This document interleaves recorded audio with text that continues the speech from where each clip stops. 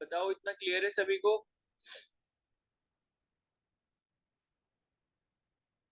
n plus yes L rule sir. समझ आ गया? क्या चीज?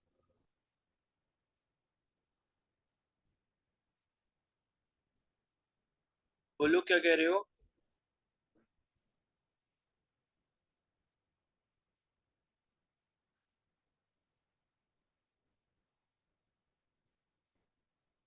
ठीक है, तो देखो इन सब चीजों का जो हमारा रिजल्ट है वो n प्लस एल रूल है।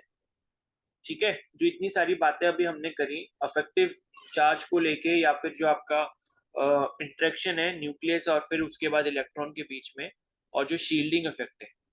ठीक है, 4f6p। तो देखो जैसे यहाँ पर एग्जांपल था ना, एक ऊपर हमने 4f is less than 6p भी पढ़ा था। देखो ये मैंने आपको बताया था ना अभी।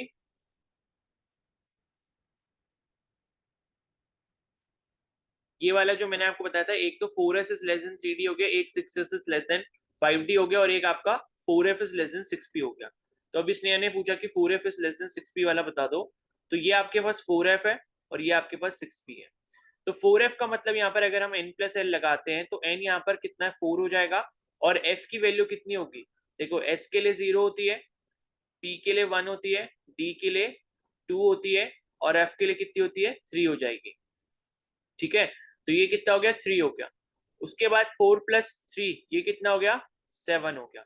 अब 6p करोगे तो 6p में अगर n प्लस लगाओगे तो 6 आपका n हो गया, और l की वैल्यू कितनी हो जाएगी, 1 हो जाएगी। यानी कि टोटल कितना आ गया, 7 आ गया। अब यहाँ पर अगर 7 आ चुका है तो यहाँ पर आपको फिर क्या कंसिडर करना है, फिर आपको n की वैल्यू देखनी है। ठीक है, तो n की वैल्यू देखो किसमें कम है, यहाँ पर कम है या यहाँ पर कम है। तो 4f में कम है, 4 कम है, मतलब n की वैल्यू जो 4 है वो कम है 6 के कंपैरिजन में। तो जिसकी कम n की वैल्यू होगी उसका एनर्जी जो है वो कम हो जाएगा, मतलब ओवरऑल। ठीक है, तो इस हिसाब से 4f की जो एनर्जी है वो आपकी 6p से कम होगी। ठीक है, अब आ गया समझ स्नेहा? Yes sir. तो आपको क्या करना है, कभी भी आप दो ऑर्बिटल में यहाँ पर अगर कंफ्यूज हो जाते हो कि किसकी एनर्जी ज्यादा किसकी एनर्जी कम, तो n प्लस एल रूल लगा लो। n प्लस एल रूल अगर आपने लगा लिया तो जो छोटा आएगा n प्लस एन में वो उसमें एनर्जी कम होगी, जो बड़ा आएगा उसमें एनर्जी ज्यादा होगी। अब मान लो ऐसा केस आ जाता है जहां पर आपका दोनों सेम आ जाते हैं, जैसे अभी यहाँ 7 7 आया। ठीक है, और जैसे मैंने एक और अभी एग्जांपल दिया था 4s और 3p, कौन सा दिया था, दूसरा एक एग्जांपल दिया था ना, 4s 3p का ही दिया था। जैसे ये दिया था 4s 3p का, तो यहाँ पर भी 4 4 आया। तो जब बराबर आएगा तो बराबर आने के बाद आपको n की वैल्यू पे चले जाना है, n की वैल्यू जिसमें कम उसका एनर्जी कम। ठीक है, तो इतना बस आपको ध्यान रखना। तो उसके बाद नेक्स्ट है यहाँ पे,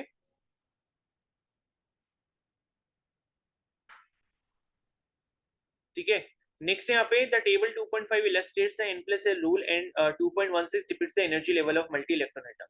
It may be noted that different subshells of a particular shell have different energies in case of multi electron atom. तो ये तो हमने देख लिया कि जो एक पर्टिकुलर शेल होता है उसके केस में जो अलग अलग सबशेल होंगे, मल्टी इलेक्ट्रॉन के केस में वहां पर एनर्जी अलग अलग होती है, लेकिन हाइड्रोजन के केस में सेम रहती है। ये आपने ध्यान रखना, हाइड्रोजन और हाइड्रोजन लाइक स्पीशीज जो है। ठीक है, उसके बाद नेक्स्ट यहाँ पे, however in hydrogen atom these have the same energy level. ठीक है, तो ये तो हमने पढ़ ही लिया था। Lastly it may be mentioned here that energies of the orbitals in the same subshell decrease with increase in the atomic number, that is z effective। तो कहने का मतलब यहाँ पर ये है कि भाई यहाँ पर जो एनर्जी होगी ऑर्बिटल्स की, जो आपकी सेम सबशेल में होगी, यानी कि p सबशेल हो गया, s सबशेल हो गया, ठीक है, तो वो आपकी डिक्रीज करेगी with the increase in atomic number. ठीक है, तो इतनी चीज जो है वो आपको यहाँ पर ध्यान रखनी है। ठीक है, तो ये जो पॉइंट है ये थोड़ा इंपॉर्टेंट है, ये पॉइंट आपको ये ध्यान रखना है कि सेम सबशेल अगर होगा, कंडीशन यहाँ पर देख लो क्या लिखा है, सेम सबशेल। सबशेल क्या होते हैं, सबशेल का मतलब कि एस सबशेल हो गया, पी सबशेल हो गया, डी सबशेल हो गया, इस तरीके से। ठीक है, तो एनर्जीज जो होती हैं ऑर्बिटल्स की सेम सबशेल के अंदर, वो डिक्रीज करती हैं with the increase of atomic number. ठीक है, तो आप अभी जैसे आगे पढ़ोगे भी ना कि एस ऑर्बिटल जो होता है, मतलब एस जो सबशेल होता है उसमें एक ही ऑर्बिटल होता है और उस एक ऑर्बिटल में आप 2 इलेक्ट्रॉन को फिल कर सकते हो।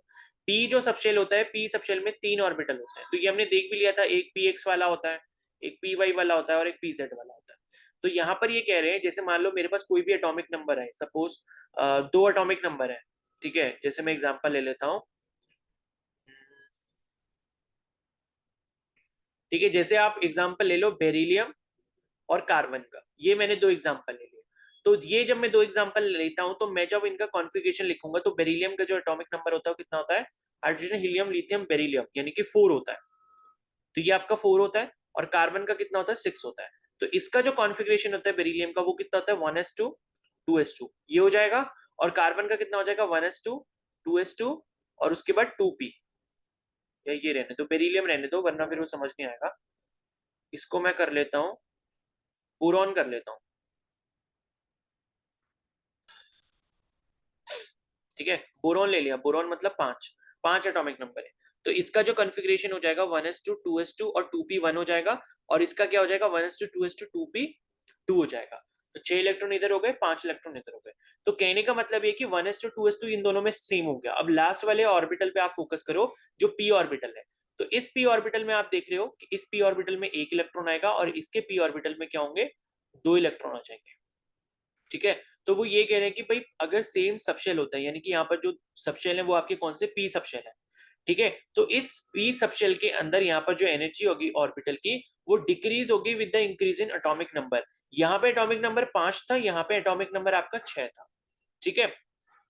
तो अब हुआ क्या कि यहाँ पर एक इलेक्ट्रॉन पे अफेक्टिव फोर्स लग रहा था न्यूक्लियस का।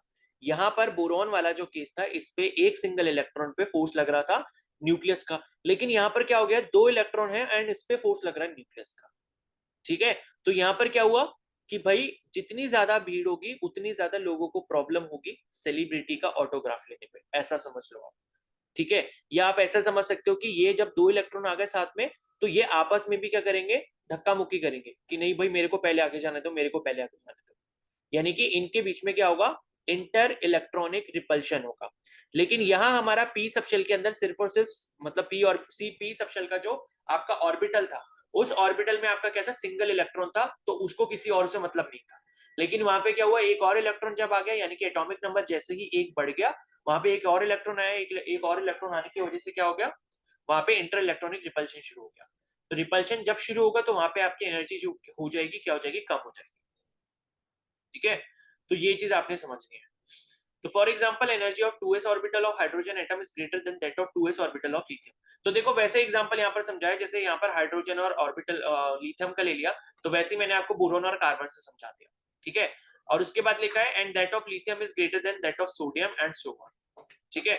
तो ये मतलब 2s के बारे में लिखा है, 2s के कंपैरिजन मैंने बताया, 2s सबशेल अगर आपके पास है, 2s मतलब ऑर्बिटल है, मतलब s ऑर्बिटल है, और यहाँ पर जो आपका शेल है वो कौन सा, सेकंड वाला है, और ऑर्बिट मतलब जो शेल है वो आपका 2 वाला है, मतलब प्रिंसिपल क्वांटम नंबर n की वैल्यू 2 है यहाँ पे। सबशेल जो है वो s वाला है, और इनका ऑर्बिटल कौन सा, 2s वाले है साथ। तो 2s वाला जो ऑर्बिटल हाइड्रोजन का होगा, उसकी एनर्जी सबसे ज्यादा, फिर लिथियम की उससे कम, फिर सोडियम की उससे कम, फिर पोटेशियम की उससे कम। अब ऐसा हो क्यों रहा है, बिकॉज यहाँ पर एटॉमिक नंबर बढ़ रहा है, तो एटॉमिक नंबर बढ़ने से क्या हो रहा है, यहाँ पर आपका अंदर जो न्यूक्लियस है, न्यूक्लियस के अंदर क्या है, पॉजिटिव चार्ज बढ़ रहा है। पॉजिटिव चार्ज बढ़ेगा तो वो क्या करेगा, जो आपके 2s के इलेक्ट्रॉन्स हैं उनको ज्यादा अच्छे से पकड़ के रखेगा, ठीक है। तो ज्यादा अच्छे से पकड़ के यहाँ पर रखेगा, तो ऑटोमेटिकली एनर्जी जो वो वहां पर उनकी कम हो जाएगी, ठीक है। तो इसी वजह से क्या होता है, जैसे जैसे हम इलेक्ट्रॉन मतलब न्यूक्लियस से दूर जाते रहते हैं, अफेक्टिव चार्ज हमारा, अफेक्टिव अट्रैक्शन जो है वो कम होता रहता है, उतनी ज्यादा एनर्जी जो है वो हमारी इलेक्ट्रॉन की बढ़ती रहती है। तो ऐसे समझना है, एक बार इसको खुद से रीड और कर लेना, तो जो कोई भी कंफ्यूजन आ रहा है वो आपका सारा यहाँ पर दूर हो जाएगा, ठीक है। इस ये वाला पेज और इससे पहले वाला जो पेज था, ये पूरी कहानी एक बार फिर से पढ़ लेना अपने आप से, ठीक है। बस इसका रिजल्ट यही है कि n+l रूल आपको यहाँ पर याद रखना है, और इसके पीछे जो रीजन है वो आपका शील्डिंग इफेक्ट और अफेक्टिव न्यूक्लियर चार्ज है, ठीक है। फिर नेक्स्ट है यहाँ पे filling of orbitals in an atom. अब हम पढ़ेंगे कि फिलिंग कैसे होती है, जैसे मैंने अभी आपको करके दिखाया ना, 1s 2s 2p, ठीक है, 2p1 और 2p2, तो ये कैसे हो रहा है, इस चीज को हम समझेंगे कि कौन से ऑर्बिटल में पहले इलेक्ट्रॉन जाएंगे, उसके बाद कौन से में जाएंगे। The filling of electron into the orbital of different atom takes place according to Aufbau principle, ठीक है। तो ये एक प्रिंसिपल होता है, अभी हम समझेंगे क्या होता है aufbau principle, which is based on the Pauli's exclusion principle. तो ये दो प्रिंसिपल हैं जो हमें समझने हैं, इसके बेसिस पे फिलिंग ऑफ इलेक्ट्रॉन किसी भी एटम के ऑर्बिटल्स में की जाती है। ठीक है, the Hund's rule of maximum multiplicity and the relative energy of the orbital. तो यहाँ पर एक हुन्स रूल भी होता है, Hund's rule of maximum multiplicity, इसको भी देखेंगे, और रिलेटिव एनर्जी जो होती है। तो ये चार फैक्टर्स होते हैं जो काम करते हैं इलेक्ट्रॉन्स को फिल करवाने में ऑर्बिटल के अंदर। Aufbau principle, Pauli's exclusion principle, Hund's rule and उसके बाद रिलेटिव एनर्जी। तो पहला यहाँ पर ऑफबो प्रिंसिपल देख लेते हैं। ऑफबो प्रिंसिपल क्या होता है? तो ये जो ऑफबो वर्ड है ये जर्मन वर्ड है, इसका मतलब होता है बिल्डिंग अप। ठीक है, तो ऑफबो जो वर्ड है ये जर्मन वर्ड है, इसका मतलब क्या होता है? Building up. The building up of orbitals means the filling up of orbitals with the electron. The principal states in the ground state of the atom, the orbitals are filled in the order of their increasing energies. तो ये बोल रहा है कि भाई जब भी कोई एटम हमारा ग्राउंड स्टेट में होगा, ग्राउंड स्टेट का मतलब है उसके इलेक्ट्रॉन से कोई भी छेड़छाड़ नहीं की गई, ना तो उसमें इलेक्ट्रॉन कोई ऐड किया गया बाहर से, ना उसमें से कोई इलेक्ट्रॉन बाहर निकाला गया। तो वो वाली जो ग्राउंड स्टेट होगी वो यहाँ पर क्या होगा, आपके ऑर्बिटल में जो मतलब हमको इलेक्ट्रॉन जो फिल करने हैं, ठीक है, इलेक्ट्रॉन जो हमको फिल करने हैं यहाँ पे, उसमें क्या होगा आपका, जो जब हम फिल करेंगे तो in the order of their increasing energy करेंगे। और इंक्रीजिंग एनर्जी का ऑर्डर कैसे निकालना है वो आपने n+l रूल से यहाँ पर सीख लिया है। ठीक है, तो n+l रूल तो है ही, और उसके साथ साथ आपको क्या करना है, जैसे ये चीज तो आपको पता ही है, बड़ी प्रिंसिपल क्वांटम नंबर की वैल्यू जितनी ज्यादा उतनी ज्यादा ऑर्बिटल मतलब एनर्जी जो है उसकी उतनी ज्यादा होगी, और एल की वैल्यू जितनी ज्यादा उतनी ज्यादा उसकी एनर्जी होगी। ठीक है, एंड फाइनली उसके बाद हम n+l रूल लगा के देख लेते हैं जहां पर भी हमको कहीं पर कंफ्यूजन होता है। तो in the other words, electrons first occupy the lowest energy orbital available to them and enter into higher energy orbital. Only after the lower energy of orbitals are filled, as you have learned about above, energy of a given orbital depends upon affective nuclear charge and different type of orbitals are affected to different extent। ठीक है, तो क्या होगा, सबसे पहले जो आपका electron fill किया जाएगा वो लोएस्ट एनर्जी ऑर्बिटल में होगा, एंड उसके बाद धीरे धीरे हम एनर्जी का लेवल जैसे जैसे बढ़ता जाएगा ऑर्बिटल में, वैसे वैसे हम इलेक्ट्रॉन को आगे फिल करते जाएंगे। Thus there is no single ordering of energies of orbital which will be universally correct for all atom। तो यहाँ पर क्या है, हर एटम के लिए जरूरी नहीं है कि एक ही रूल को अप्लाई करें या एक ही ऑर्डर हो एनर्जी का, अलग अलग हो सकता है। ठीक है, अब यहाँ पर जैसे इन्होंने ऑर्डर दिया है कि 1s 2s 2p 3s 3p 4s 3d फिर 4p फिर 5s फिर 4d फिर 5p फिर 4f उसके बाद 5d फिर 6p फिर 7s। ठीक है, तो ये आपका ऑर्डर रहता है, ये लोएस्ट एनर्जी से लेके हाईएस्ट एनर्जी की तरफ जा रहा है। तो यहाँ देखोगे कि पहले 1 आया, फिर 2s 2p आया, फिर 3s 3p आया, लेकिन यहाँ पे फिर यहाँ पर क्या आ गया, 4s आ गया, एंड 4s के बाद 3d आ रहा है, लेकिन एक्चुअली में क्या आना चाहिए था, 3d आना चाहिए था। तो ये किससे हुआ, n+l रूल से हुआ।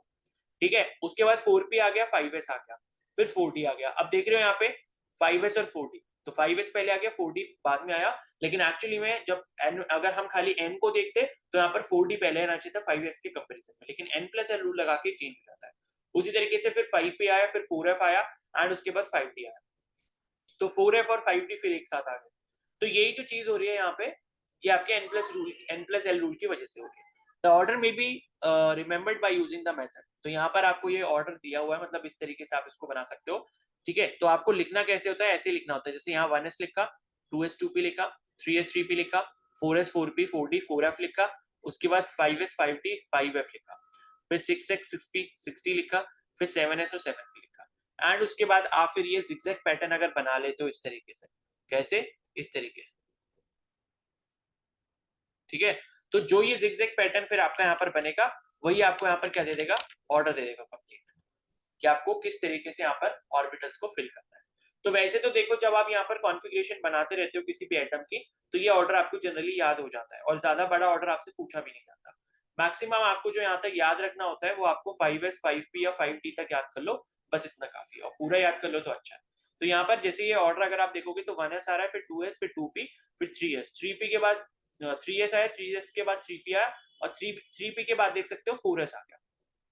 ठीक है, फिर 4s के बाद क्या आएगा, 3d आएगा वापस से, 3d के बाद क्या आया, 4p आया, फिर 5s आया, 5s के बाद यहाँ पर क्या आ रहा है, 4d आ गया, फिर 4d के बाद 5p फिर 6s आ गया।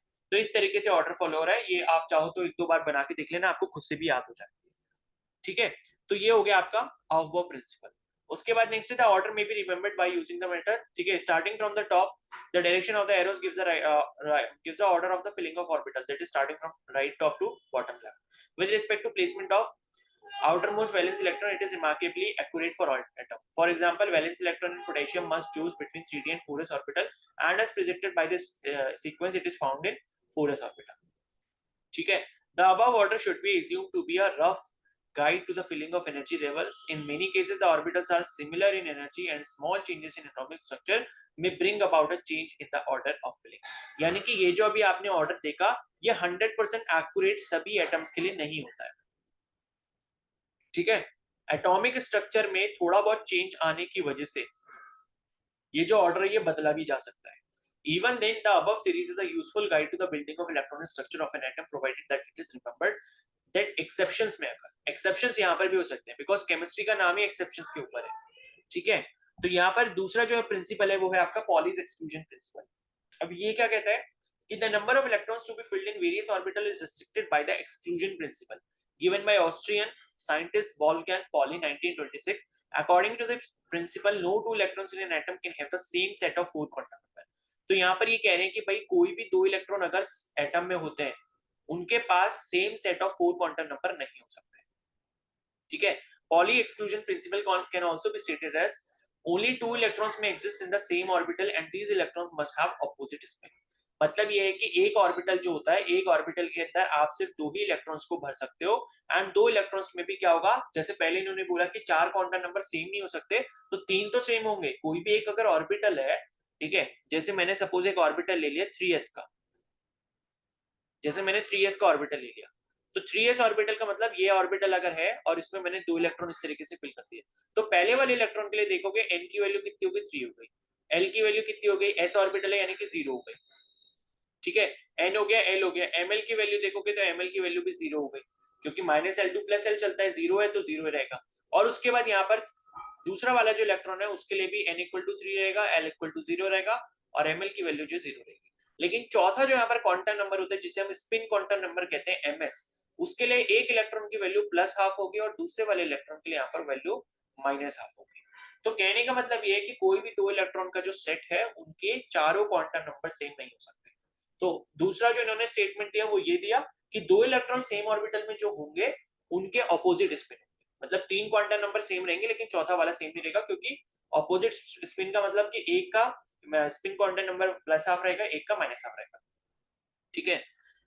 एंड उसके बाद है this means that the 2 electrons can have the same value of 3 quantum numbers n, l and ml but must have the opposite spin quantum number. वही चीज जो मैंने यहाँ बताई। The restriction imposed by Pauli's exclusion principle on the number of electrons in an orbital help in calculating the capacity of electron to be present in any subshell. तो ये जो इन्होंने रूल बता दिया कि भाई एक ऑर्बिटल में 2 ही इलेक्ट्रॉन रहेंगे, इसकी वजह से हमें ये पता चल गया कि कोई भी सबशेल अगर हमारे पास होता है तो हमारे पास मैक्सिमम कितने इलेक्ट्रॉन्स उसमें भरे जा सकते हैं। For example, subshell 1s comprises of one orbital and thus the maximum number of electrons present in 1s subshell can be 2. जैसे कि मान लो 1s का ऑर्बिटल है हमारे पास, तो इसमें मैक्सिमम जो 2 है इलेक्ट्रॉन्स हम फिल कर सकते हैं। अगर हम p या d सबशेल लेते हैं तो p वाले के केस में 6 भर लेंगे और d वाले के केस में 10 भर लेंगे। कैसे भर लेंगे, क्योंकि भाई p है और p के लिए आपको पता है हमारे पास 3 ऑर्बिटल्स होते हैं, px, py और pz, और उसी तरीके से d वाला जो ऑर्बिटल होता है उसमें कितने होते हैं, d वाला जो सबशेल होता है उसमें 5 ऑर्बिटल होते हैं। 5 कैसे, पहले जो शेप आपने देखी थी उसके बेसिस पे आप याद कर लो, dxy हो गया, dyz हो गया, dxz हो गया, dx² - y² हो गया और dz² हो गया, तो 5 ही हो गए और हर एक ऑर्बिटल में 2 इलेक्ट्रॉन बने जाएंगे। तो p के लिए अगर 3 ऑर्बिटल है तो टोटल कितने इलेक्ट्रॉन आ जाएंगे, 6 आ जाएंगे। d के लिए 5 ऑर्बिटल है तो टोटल इलेक्ट्रॉन यहाँ पर कितने आ सकते हैं, 10 आ सकते हैं। तो इस तरीके से हम ये कैलकुलेट कर सकते हैं। तो this can be summed up as the maximum number of electrons in the shell with principal quantum number n is equal to 2n²। ये फॉर्मूला बहुत इंपॉर्टेंट है, ये फॉर्मूला आपके कुछ क्वेश्चंस में आपको मदद कर सकता है सॉल्व करने के लिए, ठीक है। तो यहाँ पर मैं आपको एक चीज बता दूं, एक जनरल सी चीज यहाँ पर लिख लेना। पहली तो ये कि अगर आपको नंबर ऑफ ऑर्बिटल निकालने हैं, ठीक है, नंबर ऑफ ऑर्बिटल्स अगर आपको निकालने हैं तो वो आपके n² के बराबर होते हैं, ये हमने पढ़ा था। और n क्या है यहाँ पे, हमारा प्रिंसिपल क्वांटम नंबर है जो शेल बताता है। Principal quantum number is equal to n। अगर आपके पास n है तो number of orbital, total number of orbital n² possible होते हैं, और जो टोटल नंबर ऑफ इलेक्ट्रॉन यहाँ पर पॉसिबल होंगे, टोटल नंबर ऑफ इलेक्ट्रॉन्स जो होंगे वो यहाँ पर कितने हो जाएंगे, 2n²। 2n² कैसे हो गए? मान लो एक ऑर्बिटल में कितने इलेक्ट्रॉन आते हैं? 2 आते हैं, तो n² ऑर्बिटल में कितने आएंगे? 2n² आएंगे। तो ये आपका एक फॉर्मूला बन जाता है 2n²। तो total number of orbital n², total number of electrons possible 2n²। ठीक है, इतनी चीजें सभी को क्लियर हो गई हैं? Yes, sir. Yes, sir. ठीक है, चलो फिर नेक्स्ट है Hund's rule of maximum multiplicity. ठीक है, तो अब हम हुन्स रूल पढ़ेंगे। ऑफ प्रिंसिपल हो गया, पॉलीज एक्सक्लूजन प्रिंसिपल हो गया। ऑफ प्रिंसिपल ने क्या बोला? इंक्रीजिंग ऑर्डर ऑफ एनर्जी में फिल किए जाएंगे। पॉली ने क्या बोला कि एक ऑर्बिटल में 2 ही और इलेक्ट्रॉन भरे जा सकते हैं एंड उन 2 इलेक्ट्रॉन के भी चारों क्वांटम नंबर सेम नहीं होंगे। अब तीसरा जो रूल है वो आपका हुन्स रूल है। तो हुन्स रूल क्या बोलता है? This rule deals with the filling of electrons into the orbitals belonging to the same subshell. तो ये जो रूल है ये आपका फिलिंग ऑफ ऑर्बिटल से रिलेटेड है, जो सेम सबशेल के अंदर भरे जा रहे हैं। सेम सबशेल का मतलब ये कि एस सबशेल हो गया, पी सबशेल हो गया, उसके अंदर जैसे पी सबशेल होता है तो पी सबशेल के अंदर कितने ऑर्बिटल होते हैं? 3 ऑर्बिटल होते हैं। तो 3 ऑर्बिटल में जो इलेक्ट्रॉन भरे जाएंगे पी सबशेल के, वो कैसे भरे जाएंगे ये पता लगाते हैं इस रूल से। ठीक है, that is orbitals of equal energy called degenerate orbital. तो जो हमने अभी पढ़ा था ना ऊपर, डीजेनरेट ऑर्बिटल किसे कहते हैं? जिन ऑर्बिटल की एनर्जी सेम होती है।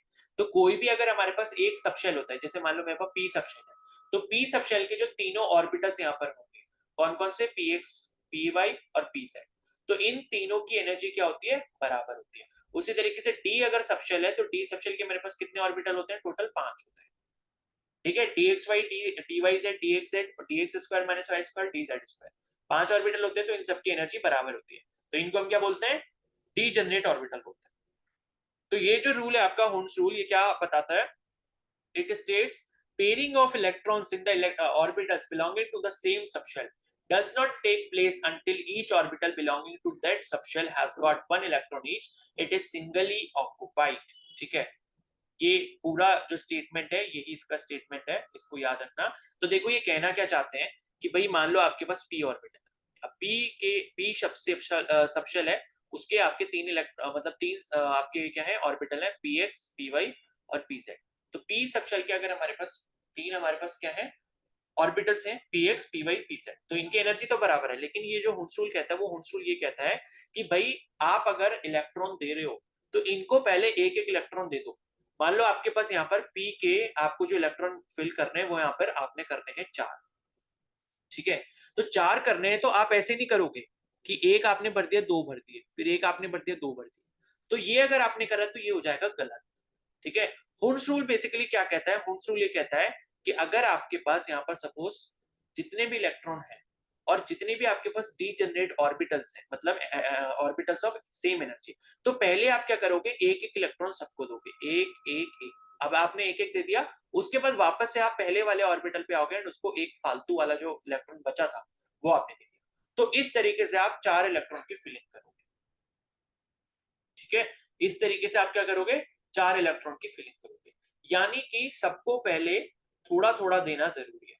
यानी कि लाइक प्रसाद अगर बट रहा है तो पहले सबको थोड़ा थोड़ा बट जाएगा एंड उसके बाद अगर ज्यादा होगा तो फिर देख लेंगे कि भाई जो पहले लाइन में आगे, सबसे लाइन में आगे जो खड़ा होगा उसको मिल जाएगा। तो बात ये वाली है। ठीक है, तो बस ये चीज आपको समझनी है कि पहले सबको एक एक इलेक्ट्रॉन देना, उसके बाद जब बच जाएगा तो फिर पहले जो लाइन में खड़ा है उसको वो दूसरा मिल जाएगा, उसके बाद भी एक और बच गया तो उसके पीछे जो खड़ा है उसको मिल जाएगा। अब जैसे मान लो यहाँ पर डी है, डी में मेरे को यहाँ पर मान लो 8 इलेक्ट्रॉन की फिलिंग करनी होती है। ठीक है, तो 8 इलेक्ट्रॉन की अगर मैं फिलिंग करूंगा तो कैसे करूंगा? मेरे पास कितने टोटल ऑर्बिटल है? 5 ऑर्बिटल होते हैं डी के। उस अब मैं क्या करूंगा? सबको पहले एक एक दे दूंगा, 1 2 3 4 5, सबको दे दिया। अब कितने बचे? 3 बचे। अब लाइन में सबसे पहले कौन खड़ा है? ये वाला, ये वाला।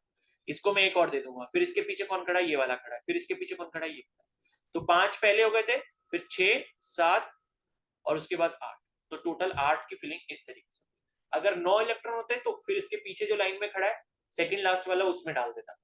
तो हुन्स रूल बेसिकली ये कहता है पहले क्या करोगे? आप एक एक ऑर्बिटल में सबको एक एक इलेक्ट्रॉन बांट दोगे, उसके बाद बच जाएंगे तो लाइन में जो सबसे आगे खड़ा होगा उसको दे दोगे।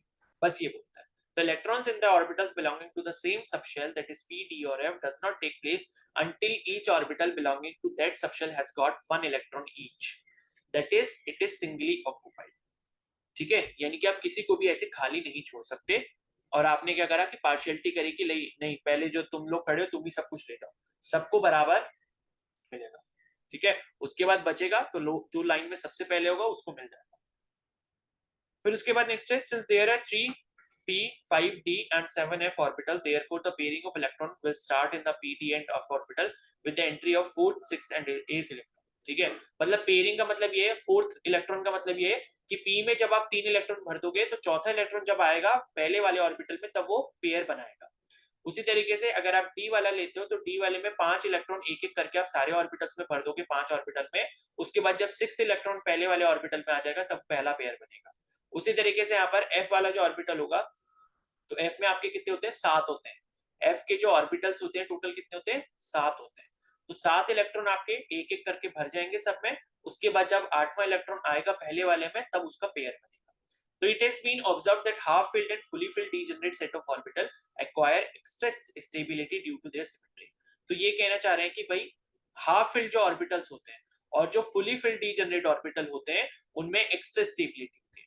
जैसे इसका एग्जांपल आप ऐसे समझ सकते हो कि मेरे पास ये p और p सबशेल है, इसके 3 ऑर्बिटल है, यहाँ पर एक और कंडीशन है p सबशेल है और इसके 3 ऑर्बिटल है, ठीक है। और मेरे पास क्या है, 2 कंडीशन है। जैसे एक कंडीशन ये है कि 3 इलेक्ट्रॉन मैंने भरे और चौथा वाला यहाँ भर दिया, और उसके बाद एक कंडीशन ये है 1 2 3।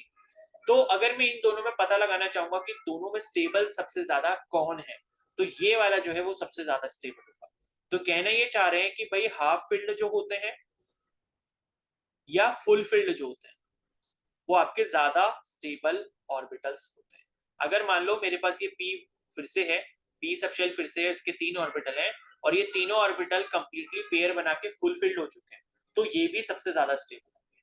तो कहीं पर भी आपको ऐसी कोई कंडीशन मिलती है जिसमें हाफ फील्ड मिले या फुल फील्ड मिले तो आप उनको ज्यादा स्टेबल बोलोगे, ठीक है, क्योंकि सिमेट्री की वजह से, ठीक है। तो इतना क्लियर हो गया सभी को, हुंस रूल समझ आ गया? Yes, sir. Yes, sir. Yes. ठीक है, चलो अब नेक्स्ट आता है इलेक्ट्रॉनिक कॉन्फ़िगरेशन ऑफ एटम। इसी से क्वेश्चन आते हैं। तो यहाँ पर क्या है, सारे रूल्स अब आपको पता चल गए। अब हम क्या करेंगे, इलेक्ट्रॉनिक कॉन्फ़िगरेशन बनाएंगे सबका। The distribution of electrons into orbitals of an atom is called electronic configuration, ठीक है। तो जो डिस्ट्रीब्यूशन होता है आपका इलेक्ट्रॉन्स का ऑर्बिटल्स के अंदर, उसी को हम क्या बोलते हैं, electronic configuration. If one keeps in mind the basic rules which govern the filling of different atomic orbitals, the electronic configuration of different atoms can be written very easily, ठीक है। तो ये सारे रूल्स अगर आपको सारे अच्छे से पता लगे तो आप आराम से अपना कोई भी कॉन्फ़िगरेशन बना सकते हो, ठीक है। तो यहाँ पर जो है आप दो तरीके से यहाँ पर रिप्रेजेंट कर सकते हो। एक तो आप एसपीडीए के फॉर्म में कर सकते हो, S1 S2 2S2 इस तरीके से, और एक आप इस तरीके से ऑर्बिटल डायग्राम के रिस्पेक्ट में आप ये बना सकते हो। So in the first notation, the subshell is represented by the respective letter symbol and the number of electrons present in the subshell is depicted, ठीक है। तो ये सब तो छोड़ो, ये इतना काम का नहीं है। और यहाँ पर क्या है, ये अगर एरो आप ऊपर की तरफ दिखा रहे हो, इसका मतलब क्या है, इलेक्ट्रॉन का स्पिन आपका मतलब क्या, आप इसको क्लॉकवाइज अगर मान रहे हो तो दूसरा वाला जो बनेगा वो नेगेटिव स्पिन का जो बनेगा -12 वाला, वो इलेक्ट्रॉन आप नीचे की तरफ बनाओ, ठीक है। तो ऐसे होता है। और उसके बाद यहाँ पे the advantage of second notation over the first is that it represent all the 4 quantum number। तो ये जो आपने दो रिप्रेजेंटेशन देखी, एक ये वाली और एक ये वाली, तो दूसरी वाली हमारे लिए ज्यादा फायदेमंद होती है क्योंकि दूसरी वाली में हमें चारों क्वांटम नंबर के बारे में पता चल जाता है, ठीक है। जैसे मान लो यहाँ पर मैं इलेक्ट्रॉन बना रहा हूँ, इसमें इलेक्ट्रॉन की फिलिंग कर रहा हूँ, तो ये 2 इलेक्ट्रॉन अगर मैंने फिल कर दी तो मेरे को पता लग जाएगा भाई दूसरा वाला इलेक्ट्रॉन जो है इसका -12 रहेगा मैग्नेटिक स्पिन क्वांटम नंबर। लेकिन यही चीज अगर मेरे को ये वाली नोटेशन से पता करनी है तो मेरे को थोड़ा सा टाइम लगेगा, तो इसलिए सेकंड वाली नोटेशन बेटर है। The hydrogen atom has only one electron which goes in the orbital with the lowest energy, namely 1s. The electronic configuration of the hydrogen atom is 1s1। तो hydrogen atom का क्या हो गया, 1s1 हो गया, ठीक है। उसके बाद meaning it that it has one electron and in the 1s orbital। The second electron in helium, अब अगर हम हीलियम की बात करें तो हीलियम वाला जो सेकंड इलेक्ट्रॉन है वो भी 1s में ही आएगा क्योंकि 1s में अभी एक इलेक्ट्रॉन की जगह खाली बची है, ठीक है। तो यहाँ पर हीलियम का कॉन्फ़िगरेशन कितना हो जाता है, 1s2 हो जाता है। As mentioned above, the two electron differ from each with the opposite spin। तो हीलियम में देखोगे 2 इलेक्ट्रॉन आ गए, 1s में ही है, लेकिन यहाँ पर एक इलेक्ट्रॉन ऊपर की तरफ है, एक इलेक्ट्रॉन का एरो नीचे की तरफ है। ऊपर वाला मतलब पॉजिटिव स्पिन, नीचे वाला मतलब negative spin. The third electron of lithium, lithium की अगर हम यहाँ पर बात करें तो लिथियम वाला जो इलेक्ट्रॉन है वो 1s ऑर्बिटल में अब नहीं आ सकता, तीसरा वाला जो इलेक्ट्रॉन है, यानी कि लिथियम के 2 इलेक्ट्रॉन तो पहले ही ऑर्बिटल में भरे जाएंगे, ठीक है। लेकिन पॉलीज एक्सक्लूजन प्रिंसिपल जो कि ये बोलता है कि भाई एक ऑर्बिटल में 2 ही इलेक्ट्रॉन आ सकते हैं, तो इसकी वजह से क्या होगा, ये आपका नेक्स्ट वाला जो अवेलेबल चॉइस हमारे पास रहती है जो कि 2s ऑर्बिटल की है, उसमें अपना तीसरा इलेक्ट्रॉन ले जाता है। तो इसका जो कॉन्फ़िगरेशन है लिथियम का क्या हो जाएगा, 1s2 2s1 हो जाएगा, ठीक है। उसी तरीके से बेरिलियम की अगर हम बात करेंगे तो बेरिलियम का कॉन्फ़िगरेशन 1s2 2s2 हो जाएगा, क्योंकि 2s में अभी एक जगह खाली पड़ी थी लिथियम के बाद भी। लिथियम के बाद जब एक एटॉमिक नंबर और बढ़ा, यानी कि एक इलेक्ट्रॉन और बढ़ा, तो यहाँ पर क्या हो गया, हमने उसको 2s में ही भर दिया। तो इन द नेक्स्ट 6 एलिमेंट, जैसे बोरोन का कॉन्फ़िगरेशन दिया है 1s2 2p1, ठीक है। जैसे जैसे आप इलेक्ट्रॉन आगे नंबर एटॉमिक नंबर पड़ेगा, एक एक इलेक्ट्रॉन क्या है आगे वाले ऑर्बिटल में शिफ्ट होता रहेगा, या पीछे वाला ऑर्बिटल अगर बचा था उसमें खाली जगह बची थी तो उसमें आता रहेगा 1s2 नाइट्रोजन 1s2 ठीक है, क्योंकि पी में क्या है 6 आते हैं, तो पी को हम 6 तक भरते रहेंगे। ऑक्सीजन है, ऑक्सीजन 1s2 फ्लोरीन है 1s2 नियोन है, नियोन के केस में 1s2 ठीक है। अब नियोन आप देखोगे, नियोन में क्या है 2p6 आ गया। 2p6 का मतलब है ये जो आप देख रहे हो ये क्या था, p6 की कॉन्फ़िगरेशन ही है। क्या है ये, p6 की कॉन्फ़िगरेशन है, यानी कि फुलफिल्ड है। और फुलफिल होने की वजह से क्या होता है, कोई भी एटम ज्यादा स्टेबल होता है। तो नियोन अगर आप देखोगे, नियोन आपको पता है क्या है भाई, नोबल गैस है। और नोबल गैस क्या होती है, बहुत ही ज्यादा कम रिएक्टिव होती है, बहुत ही मतलब हाई प्रेशर टेम्परेचर कंडीशन देने पे ही नियोन रिएक्ट करता है, अदरवाइज ये नहीं करता। नॉन रिएक्टिव गैस होती है, अगर आप इसको नॉर्मल टेम्परेचर प्रेशर पे रखते हो तो ये नॉन रिएक्टिव गैस है। तो इसके लिए बहुत ज्यादा मशक्कत करनी पड़ती है इसको रिएक्ट करवाने के लिए, अगर हमको इसको किसी से करवाना है, ठीक है। जैसे नियॉन हो गया, जेनॉन हो गया, सारी के नोबल गैसेस है। तो यहाँ पर क्या है, फुलफिल्ड कॉन्फ़िगरेशन आप देखोगे सभी की सभी नोबल गैसेस जो होती हैं, उनमें जो लास्ट वाला आपका सबशेल होता है, उन सबकी क्या होती है, फुलफिल्ड कॉन्फ़िगरेशन होती है। एंड इसी फुलफिल्ड कॉन्फ़िगरेशन की वजह से क्या होते हैं, ज्यादा स्टेबल होते हैं। कोई भी चीज अगर ज्यादा स्टेबल होगी वो उतनी कम रिएक्टिव होगी, ये चीज आपको ध्यान रखनी है, ठीक है। स्टेबल का मतलब कि आपका मन शांत है, एंड अगर आप स्टेबल नहीं हो यानी कि आपका मन शांत नहीं है, तो आप क्या करोगे, हर किसी से झगड़ा करोगे या रिएक्ट करोगे, एक ही बात है, ठीक है। तो this process is complete with the neon atom, ठीक है। तो यहाँ पर इन्होंने देखो ये पूरे डायग्राम दिए हुए हैं सबके। लिथियम है, लिथियम का 3 होता है एटॉमिक नंबर, तो यहाँ पर 2 पहले आपके 1s में भर दिए, फिर उसके बाद 2s में 1 भर गया, ठीक है। उसके बाद ये वाला आपका क्या है, 2p वाला ऑर्बिटल सब शेल है, उसके 3 ऑर्बिटल हैं। तो ये आप खुद से देख लेना, समझा मैंने दिया ये सब, ठीक है, आपको समझ आ जाएगा। बस आपको ध्यान क्या रखना है, वो चारों रूल ध्यान रखना है, मतलब 3 रूल। वो प्रिंसिपल तो वही है कि मतलब एनर्जी जैसे जैसे बढ़ेगी उसमें आप फिल करोगे।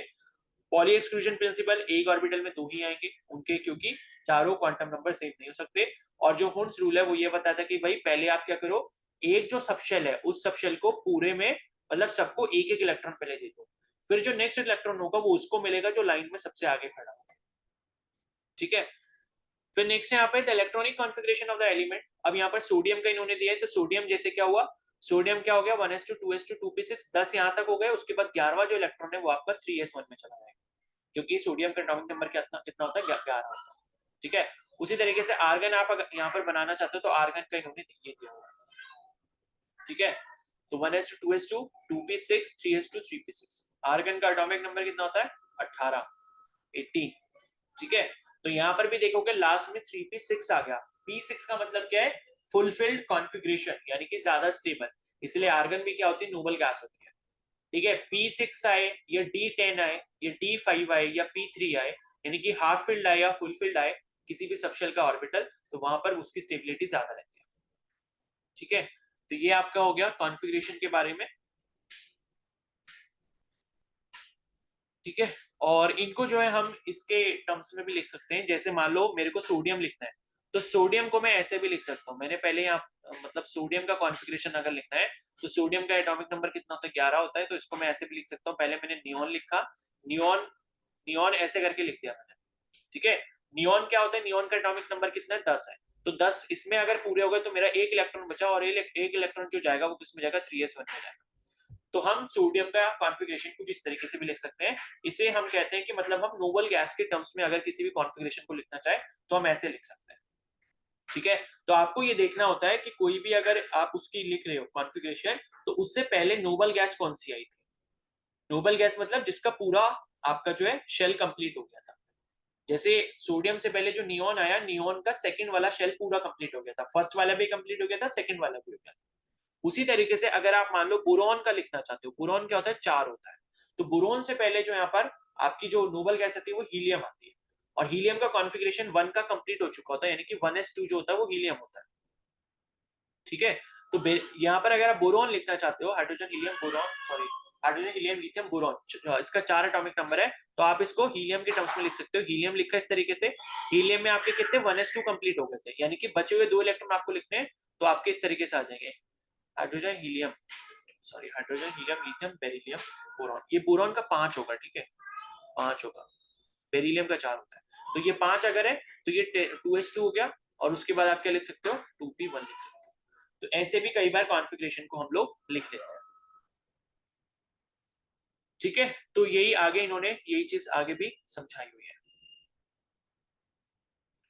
ठीक है, और बस यहाँ पर कुछ 1-2 एक्सेप्शन आते हैं, जैसे आपका किस किस का आता था एक्सेप्शन,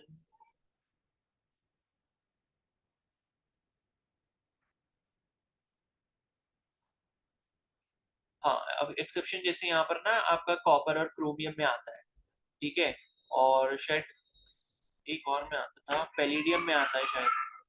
ठीक है, तो चलो ये बाकी का जो इलेक्ट्रॉनिक कॉन्फ़िगरेशन है ये हम लोग कल निपटा लेंगे। तो आज क्या है, मैं आपको क्वेश्चंस अभी भेजूंगा केमिस्ट्री के, वो आपको क्वेश्चंस कल तक करने हैं। ठीक है, तो कल भी मॉर्निंग में शायद हम इसी को कंप्लीट करेंगे, चैप्टर जल्दी से खत्म कर लेते हैं बस। चलो ये तो हो ही गया यार, ये तो जरा से रह गया। अच्छा यहाँ तक तो ये खत्म है, मैंने सोचा इसके बाद कुछ और भी होगा। चलो ठीक है, तो एक काम करेंगे, 1-2 पेज और रह गए इलेक्ट्रॉनिक कॉन्फ़िगरेशन से रिलेटेड ही, तो इसको हम कल मॉर्निंग वाली क्लास में कर लेंगे। और बाकी जो मैंने आपको पहली वाली वर्कशीट दी थी चैप्टर की, उसके कुछ क्वेश्चंस रह गए थे, हमने 25 तक करे थे, मैंने आपको टोटल 68 क्वेश्चंस दिए थे, तो बाकी बचे हुए वो डिस्कस करेंगे। और अभी जो मैं आपको क्वेश्चंस भेजूंगा आप वो करोगे। चैप्टर ये ऑलमोस्ट कंप्लीट हो गया 95%, 5% रह गए इलेक्ट्रॉनिक कॉन्फ़िगरेशन के जो एक्सेप्शन होते हैं बस उनको समझेंगे। ठीक है, तो इसके बाकी जो बचे हुए क्वेश्चंस हैं वो मैं अभी आपको भेज दूंगा, तो आप कल तक प्लीज इसको कर लेना, पूरा दिन अभी आपके पास है, और बाकी अपना बायो रिवाइज करते हो, एनिमल किंगडम तक करके रख लो। आज जो टेस्ट है वो तो आपका वही है, बायोलॉजिकल क्लासिफिकेशन और लिविंग वर्ल्ड का। ठीक है, 5 और 6 बजे होगा। अब बताओ, डाउट है किसी को कुछ?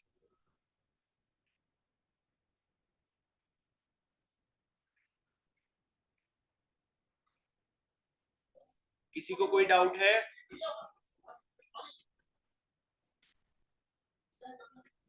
ठीक है, चलो फिर शाम को टेस्ट करो, ठीक है, एंड ये रिवाइज कर लेना एंड इसके क्वेश्चंस कर लेना। ठीक है, तो अब आप क्लास को जो है लीव कर सकते हो।